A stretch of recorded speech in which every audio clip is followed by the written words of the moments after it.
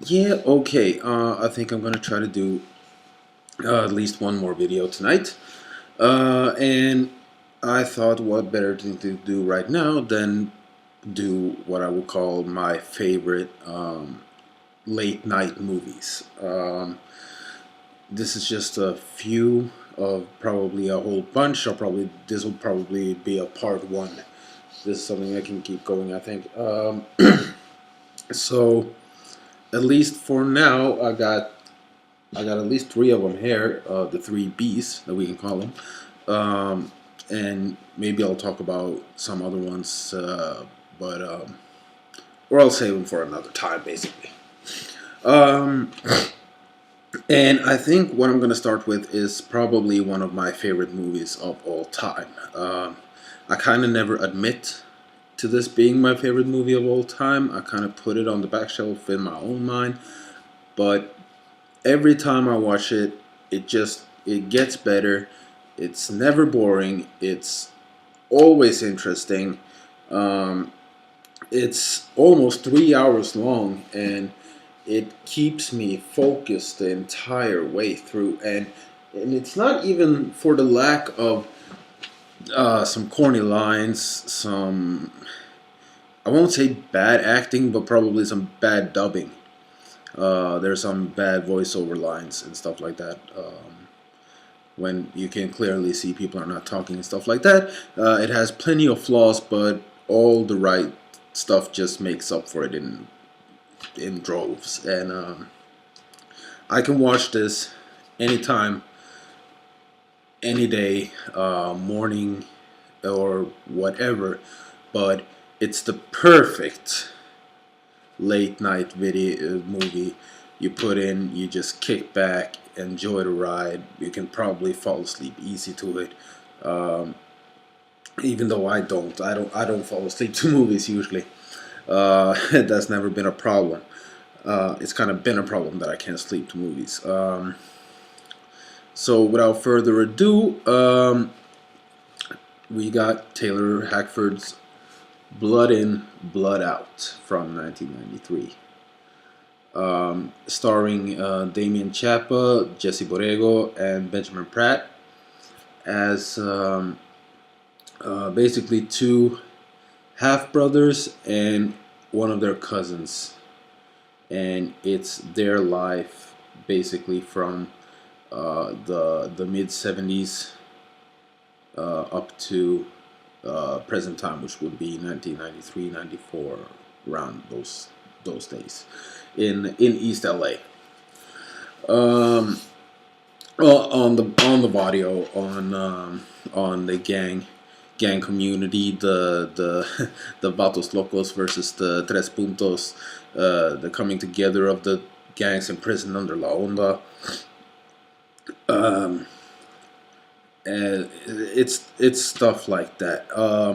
And you follow the three fates of these basically brothers during what eventually evolves to be a very defining night of their lives, which will set them all off on different paths.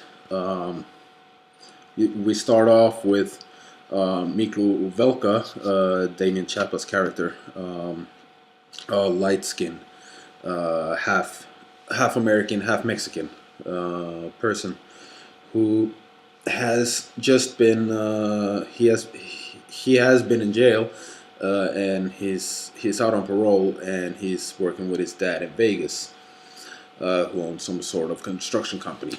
And because of some bad treatment of his fellow Mexican workers, he ends up basically beating the shit out of his dad. Like most of my videos like this is gonna be spoiler full. There's really no plot twist or like great ending to this. It's sort of just of a life story, so it's not really anything to give away like that. If this at any point sounds interesting, um, you can skip forward if you want to watch what I got to say about the other movies, or you can just stop the video right now and go watch it. If everybody seems to have kind of their own favorite quote unquote gangster movie. You got people who are into Scarface. You got people who are into to Goodfellas. You got people who are into The Godfather, stuff like that, and or on the other hand, Don't Be a Menace, and probably now in later days, Training Day, Boys in the Hood, stuff like that. This is mine. So if you're into that kind of genre at all, this is a very good example of this genre. If you haven't seen it, it's it's a damn fine movie, and it's really entertaining. And if you're into kind of gangster movies, you will get your fill too. So just for that, just go watch it now. Um, but yeah, he ends up beating up his dad because he's not very good to his fellow Mexicans, and he ends up bailing on him, going back to East Los Angeles. And he's just a couple of days off turning 18 and being off parole. That's so he thinks he's kind of home free. He's gonna start a new life back with his family and join the Vato Locos, the gang he runs with. Get his VL Placa, which he yearning for. Um, and at first it seems that's the way it's gonna go. He moves in with his aunt because his mother is kind of a should we call a party girl. She likes to have the crib for herself. So he moves in with his aunt and his cousin Paco, played by Benjamin Bratt, and that's where he's gonna stay. That's where he's gonna do his thing. And Paco is an ex-fighter, ex-boxer. Won the Golden Glove or something like that in his division, but broke his wrist, so he's done with that. So he only got the gang left. He's a real hood rat, real thug. Um, but you see they got sort of a brotherly love. Miklo will always get sort of picked on because of his light skin. He's called milkweed and stuff like that. I'm saying that a lot. Sorry. Um, but anyways, they're good friends. They're brothers. They're tight. You see, they have a sort of a good banter going. They bust each other's chops. They fight a little, and they sell it. Both actors are doing really good work in this movie. Damien Chapa may be a little bit off in his younger days when he has to play like a sort of nervous little high-strung, short-tempered kind of a punk. But when he sets off on his more criminal ways and grows up, he turns fucking fearsome. He's scary at times. How good he is in this. Um, so after that, we get introduced to Cruz, the half brother of Paco and cousin of Damien, or Miklo. And he's the artist of the group. He's a painter. He knows a lot of history about the Mexican people and the Aztecs and certain religious figures that's gonna return someday. Not talking about Jesus, and just a very cool, laid back guy. He's part of the gang and he's loyal to his friends and he does what needs to be done. But he like he says, he's a lover, not a fighter. He he got Jesse Borrego got this great kind of body language, and he does this kind of cool dances and stuff in the beginning. And he's a really charming guy, and he sells the movie, sells the character. The rest of the cast, at least in the early days, are filled with would-be stars. I don't really know all of them by name. But a lot of them I've seen in a lot of stuff in the years that followed. So many actors I see in movies where it's like, oh yeah, that's that guy from Blood In Blood Out, Blood In Blood Out. So very very good cast. When we get to the older stuff, there's a few more well known faces. But you see these guys together. They drive around in a car that Cruz has painted. They get busted up busted some chops by some cops, but everything's good. And Cruz has won a competition for his paintings, so he's gonna go to City Hall to receive a reward and a scholarship and stuff like that.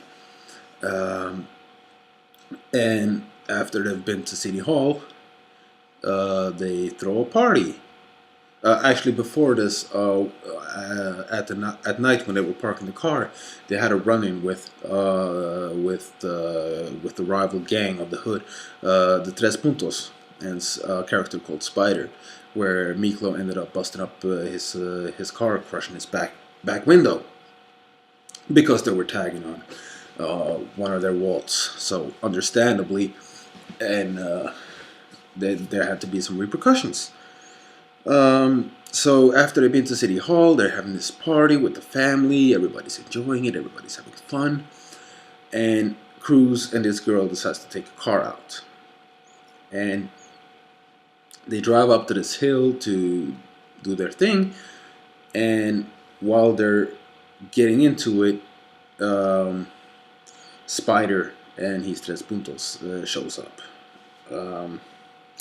And what follows is a pretty dark and hardcore scene, in which they break his leg with the door of the car, which is it's bad enough. And the way they shoot this movie, the way it looks, the way it feels very authentic. This is not movie violence. This is not Jackie Chan doing something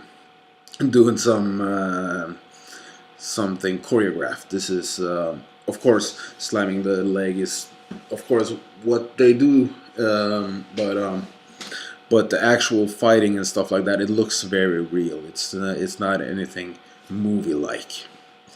So they bust up his leg and you hear this guy screaming, Jesse Borrego Cruz, and you just feel it. And they pick him up.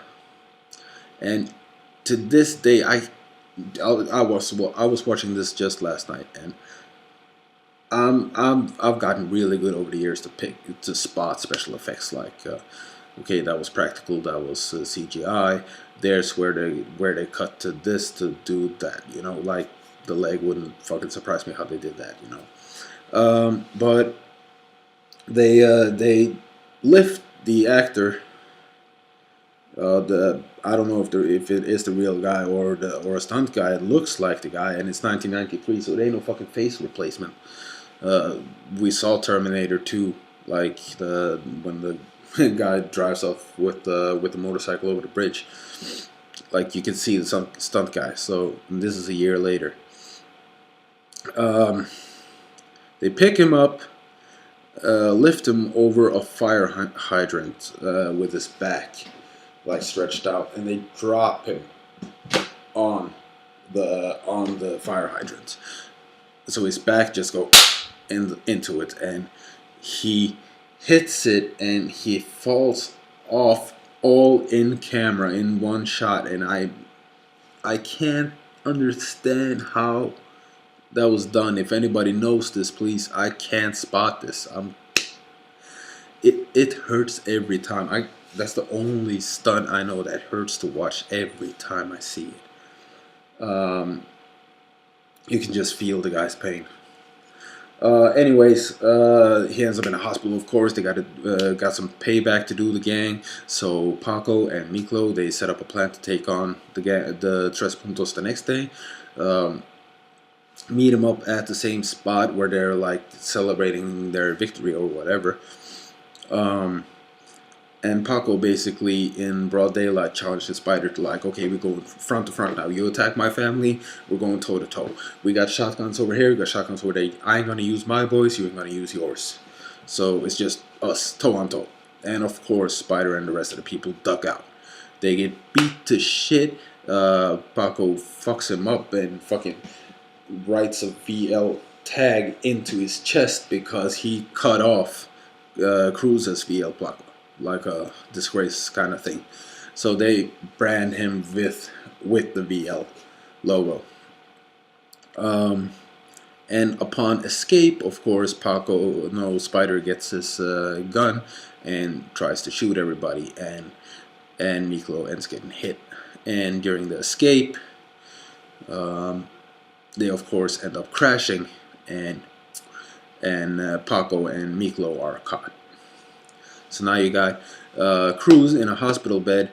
Back is totally fucked up, maybe paralyzed. His painting career in the balance.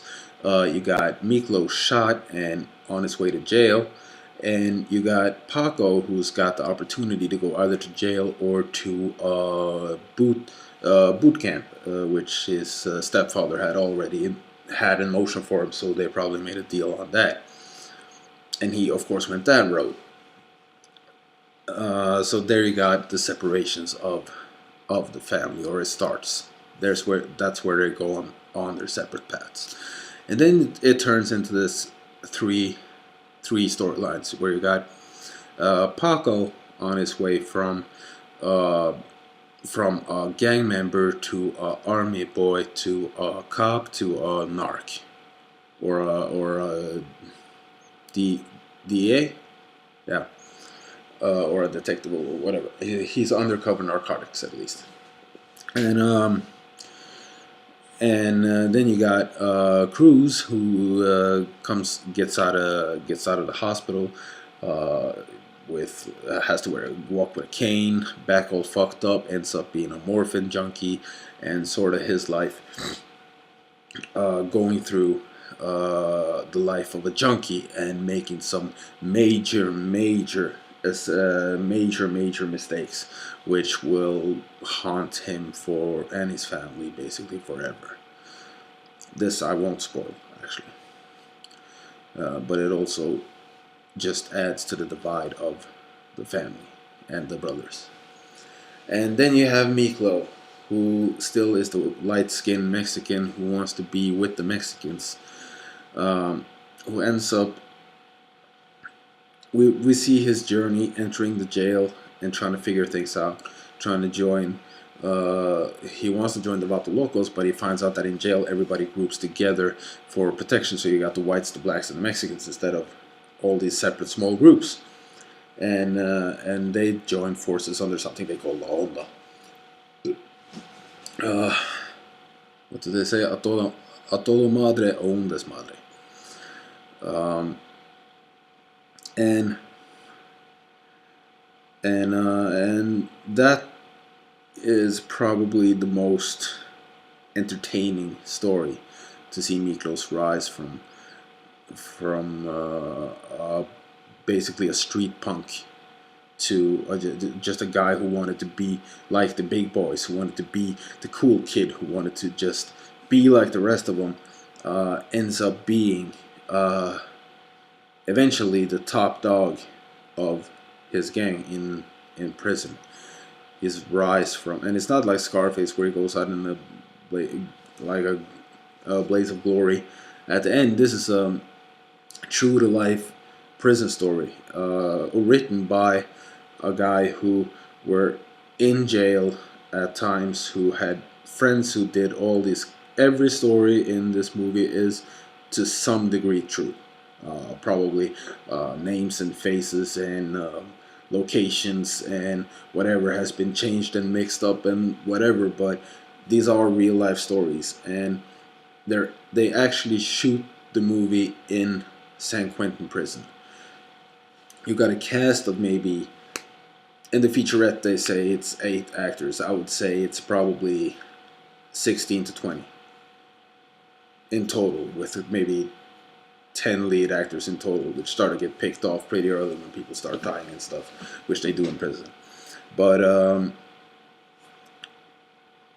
it's filled with real prisoners, and it's filmed in the real locations. Everything they do in this place is in the real places, and it feels authentic. You can see it on the screen. You feel it.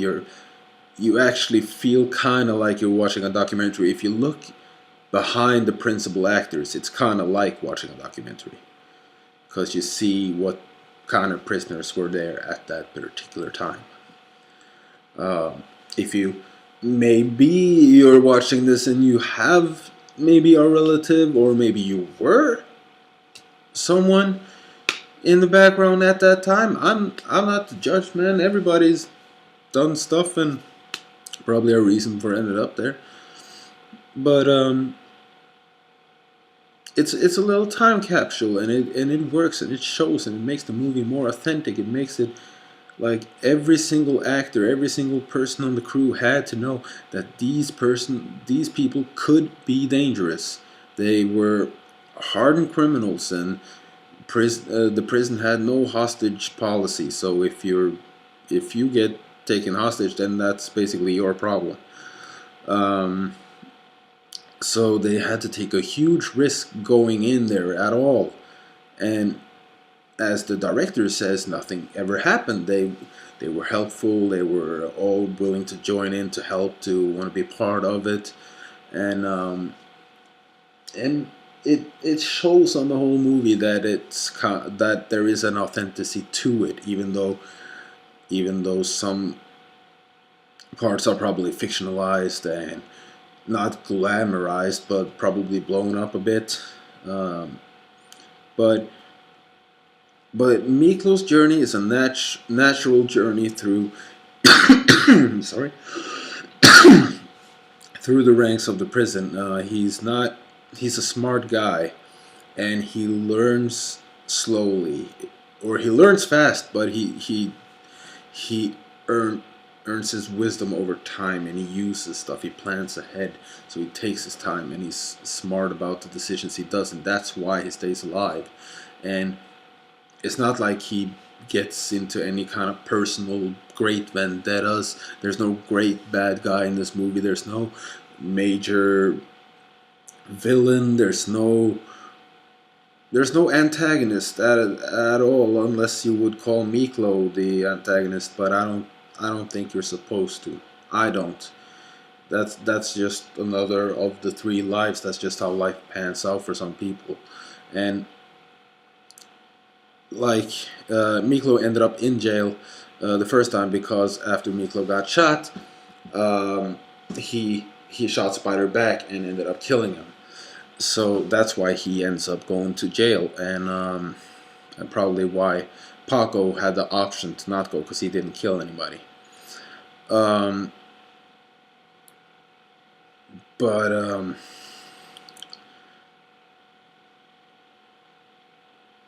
but the way I just lost where I was. Sorry. Um, anyways, yeah, it's just his rise. It's just his his his cunning way to make it through this life that he's chosen for himself, and he says it towards the end of the movie that this is the life he got, and this is basically the thing he has to just make the best of, and there is no other way for him, and he just accepts his life, and that there's something noble about that too. Um, a lot of the stuff he ends up doing, as even though he is responsible for a lot of deaths in war gangs and stuff like that. You see that his end goal is always making money, or um, doing good for all of his extended family through Laonda. Um, he has a plan set up when they get separated at the end. For they're trying to split up the group, and he just says, "Okay, then you're all gonna start your own groups, and here, $15,000 to each of you to start it up, sending the people back to where they belong with their families and stuff like that." So, in a weird way, he's a good guy in his own right. So, and the movie doesn't make any excuses either for him or anybody. It just shows you these about 30 years of some people's lives. Um, and there's actually kind of a cool rumor about this movie. If anybody lives in the area, maybe you could correct me on this. For the end of the movie, Paco and Cruz go to see this mural that Cruz painted of himself, Paco and Miklo when they were basically the age when we saw them at the start of the movie. And it's this great big wall on the L.A. River somewhere, along the L.A. River, uh, where they painted this huge, beautiful mural. I forget the artist's name, but you can look him up, and it's great. Um, and the rumor is that the painting is still standing to this day. It's deteriorated quite a bit after what I've heard, but the rumor is it's still there. I haven't been able to find any images or anything like that, so I can't really verify anything. But I can see I've already spent half an hour talking about this thing. So yeah, Blood In, Blood Out, great actors. Yeah, other cast members. I got the list here just to see if there's any. Okay, okay. You got Delroy Lindo.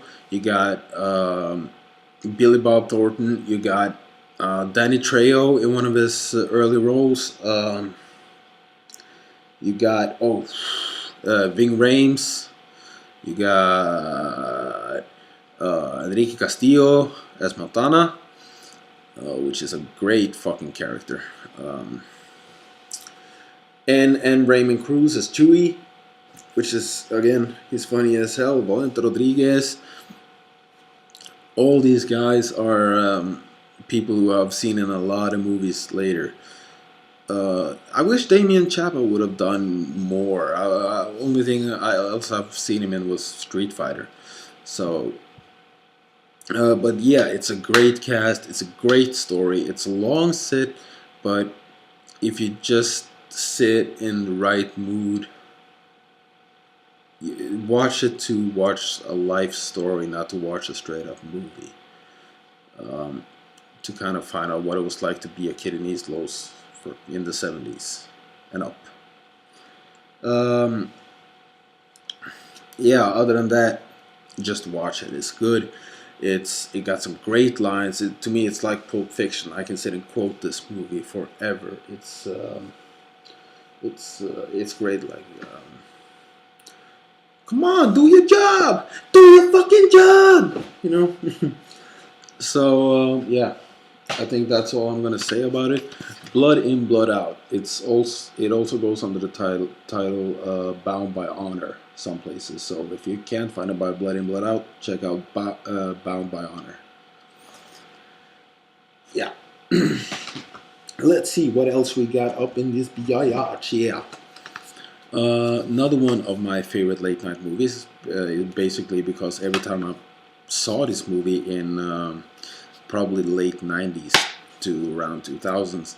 The only time I saw it was late at night. It would come on one of our channels, TV3, I think. Always after midnight, always on a Saturday or something like that. Probably around the time I'm doing this right now. And it's one of Tupac Shakur's last films. It was the first of his three lasts, the year he died. And it's called Bullet with Mickey Rourke. It would probably, if he hadn't died, I don't know if he would be second billing because he's not the major character, but he is the antagonist of the movie with Mickey Rourke as the protagonist. It's a strange movie. It's got a strange feeling. It's got a kind of a erotic-ish, kind of weirdly gay-ish feeling to it at times. But it's Mickey Rourke who plays this ex-con, or ex-con. He's just come out of jail, heroin junkie, of I don't know when he's supposed to be born, 50s, 60s, uh, weird kind of soul dude. I don't know how to describe him. This is the weirdest I've ever seen Mickey Rourke, and it's fucking awesome.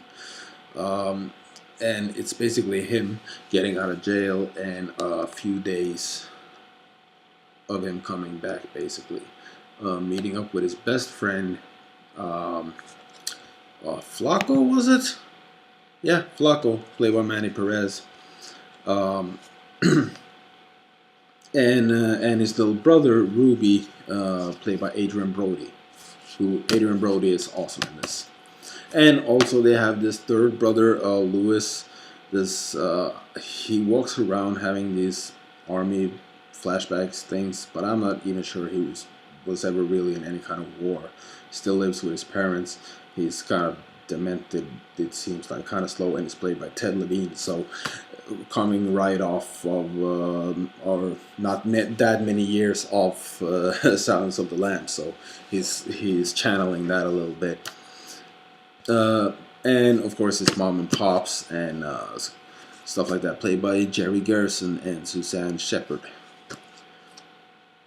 A Jewish family, and of course it's a lot of the parents hating on his life choices and how he's turned out and stuff like that. He is an ex drug dealer also, and he's had this ongoing beef with Tupac Shakur's character Tank, which he actually ended up taking Tank's eye out at some point. So they've got this hard beef where Tank is already planning on getting revenge on Butch or Bullet, Mickey Rourke, as soon as he's got out of jail. So he's already on the hunt at the start of the movie. And it's just these couple of days, them running around, meeting some old friends, trying to take over some old territory. Again, we got the painter, Adrian Brody, who is the painter brother, who ends up getting his hand shot or stabbed, if I don't remember correctly. And yeah, that's basically it. You see them driving around, listening to Barry White while they shoot up, going to clubs. Flacco driving around in this pink Cadillac thing, listening to "I'm Too Sexy," while he's overly sexual and trying to like talk about girls he's fucked and this and that. And there's a pretty intense threesome scene he's involved in in a club, and a lot of discussion between Butch and Flacco. No, not Flacco. I've been wrong all along. Lester. Sorry, Lester. Here I'm reading wrong and stuff. It's John Enos III who plays Lester. That's the guy. Yeah. That's the guy. It's fucking weird Rico Suave motherfucker. Yeah. Lester, sorry for being wrong.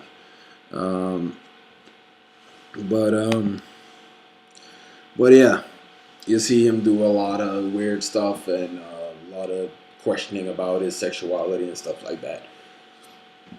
And it really is all just build up to this confrontation that you know Tank and Bullet is gonna have, and it's based.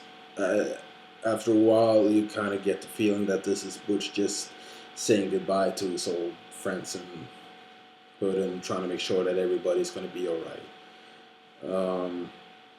So it's kind of a downer. No, not a downer, because it has sort of a good ending, and it's got great lines. It's kind of funny. You got Donnie Wahlberg in a kind of a weird.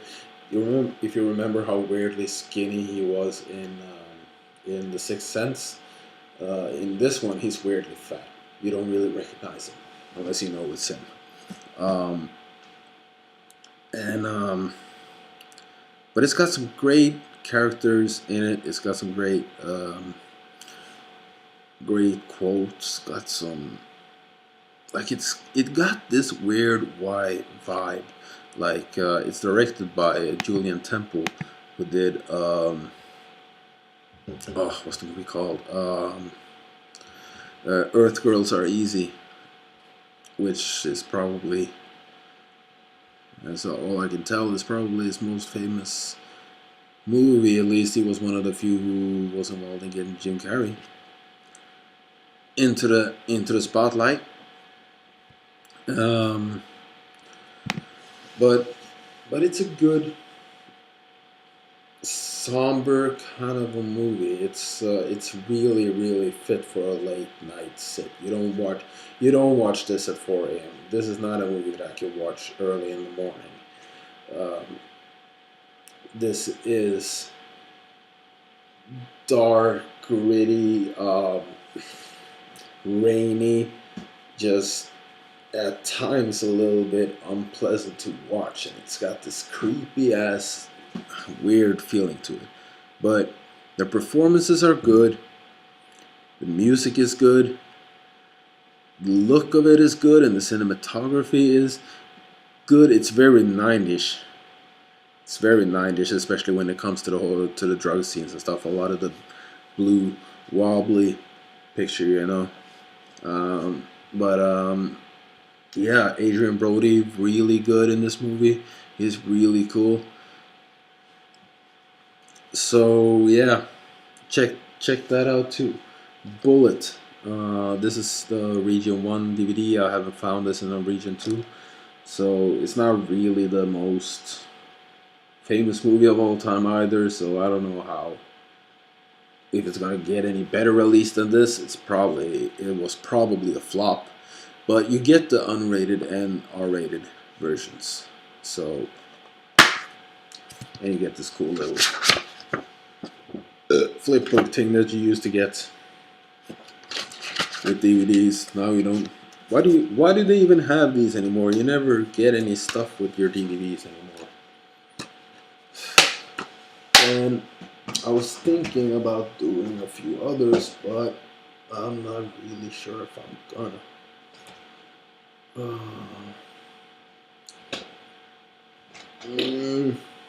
You want me to do another one? You probably never even gonna watch to this point anyways.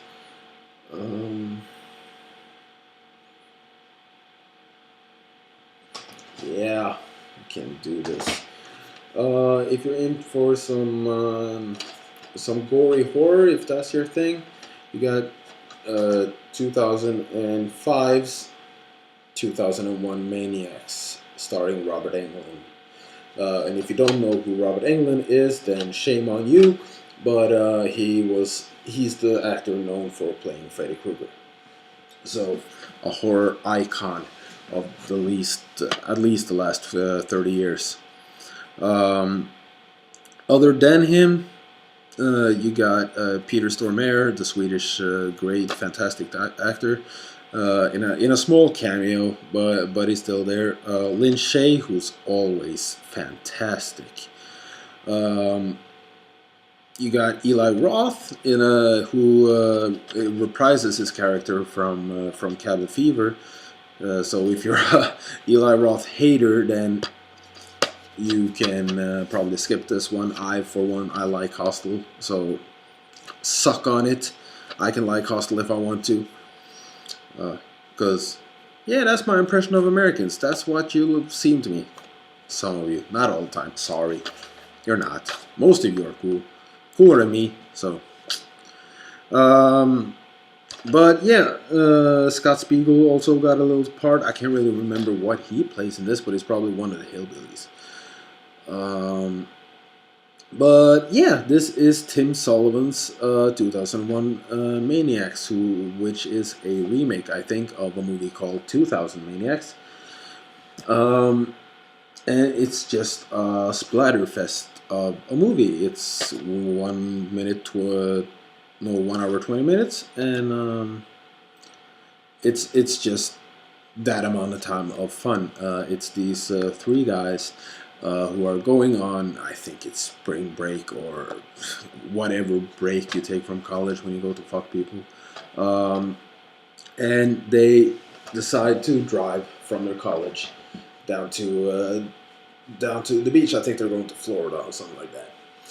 They end up at a gas station. You get some deliverance jokes and stuff like that, and they meet up with some girls who they decide to hook up with when they get to Florida. So they keep going, and they both end up going on this detour, ending up in this city and called Pleasantville. No, Pleasant Valley. Pleasant Valley. Um, and it's from there. It's just they're having this yearly festival, this barbecue thing, and they get invited to that. And since they are uh, three guys, two girls, two or three girls. There's a lot of other girls in town. There's another black couple or interracial couple, black and Latina, or black and Chinese. Ugh, sorry, not that I usually make that distinction, but she looks kind of like both, so I got a little insecure right now. Um, Either ways, yeah. So you got these people here, and they're all there, and they think, "What the fuck? We'll just have the party here." Basically, we get some good food, we get some nice boarding, some southern values, some hospitality. Um, why not? So they do this, and from this point on, it's just uh, fucked up death after fucked up death after fucked up death.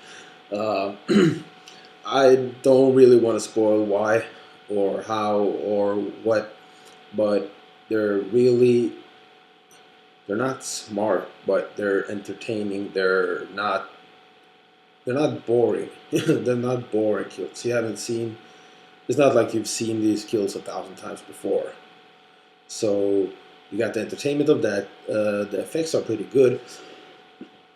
Sometimes really good, and and all the actors are pretty fantastic actually. At least the season ones.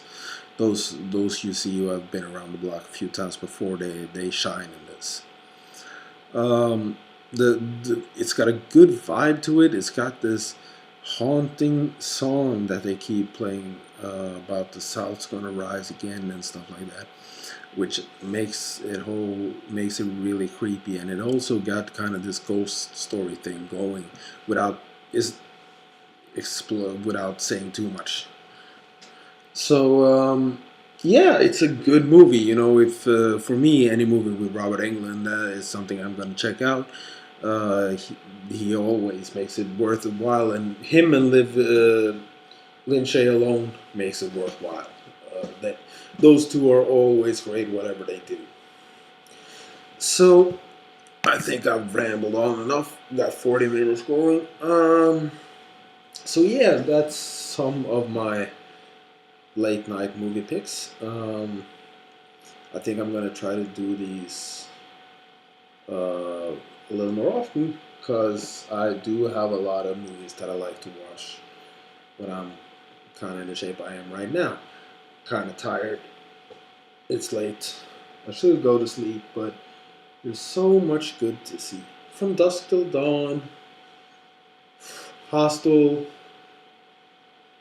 Kick Ass, you know, stuff like that. Doctor Who. So much to see, so much to do.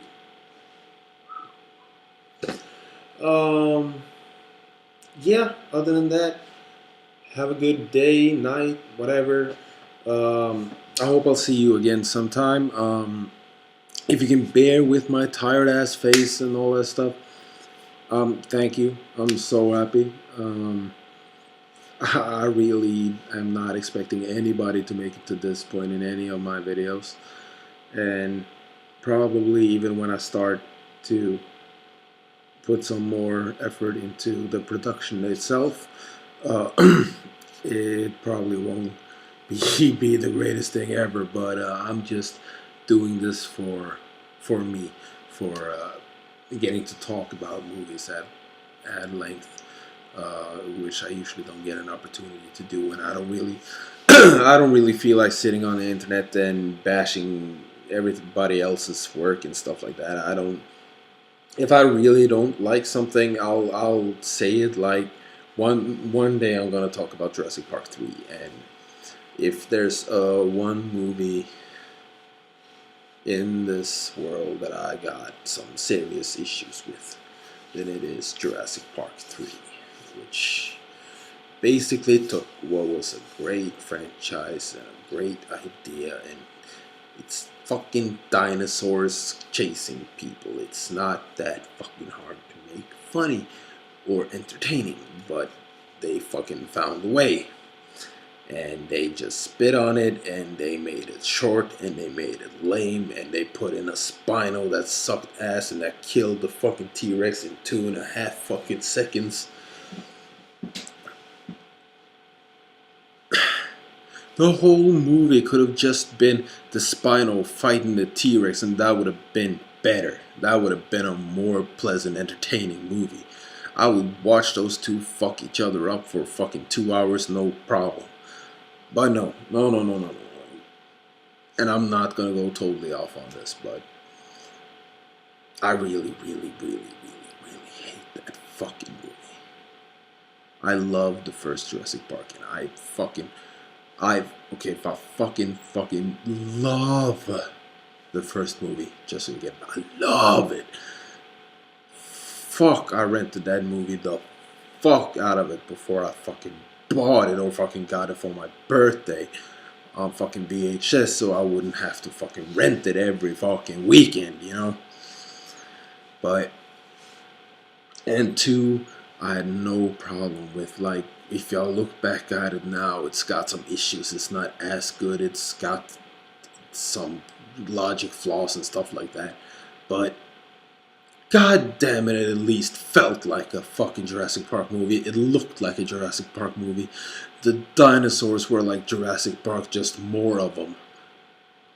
The third one, it looked wrong. It felt wrong. It didn't feel right. Things didn't have the right weight to it. Fucking the actors were off. The fucking T-Rex was off. Every other dinosaurs that were misused in that motherfucker, I just stood and looked at him before it fucking went away from him because it was scared of a pile of shit or some shit like that. And a fucking Spinosaurus that fucking wasn't even that fucking cool. If you're gonna kill off the goddamn coolest motherfucker in the city, which is the T-Rex, no matter what, then you gotta bring something better than a fucking surfboard looking piece of fucking Godzilla wannabe. Or Zilla wannabe. Not even a Godzilla wannabe. So yeah, someday I'm gonna do something about Jurassic Park 3, and as you can see, I will probably maybe even raise my voice and be a fuck tad more annoyed about that one. But most stuff I talk about, I want it to be just, I just want to talk about shit. I can nitpick about some stuff, but I'm like whenever I look at a movie, anything I can say can be countered by, well, at least they made a fucking movie. I got a short film, music video, and a fucking bunch of vlogs. That's what I got. So I'm not the one to talk, but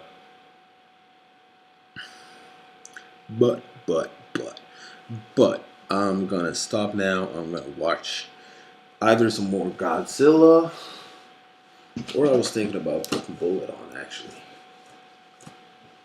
or Doctor Who, or Paul. Nightmare on Elm Street, the TV series. or Freddy's Nightmares, the series. Villmark, Norwegian horror film. You know, Godzilla versus Mothra. I don't know. I'm gonna watch something. It's too much. It's too much. Peace out, everyone. Have a good one, and I'll see you all later.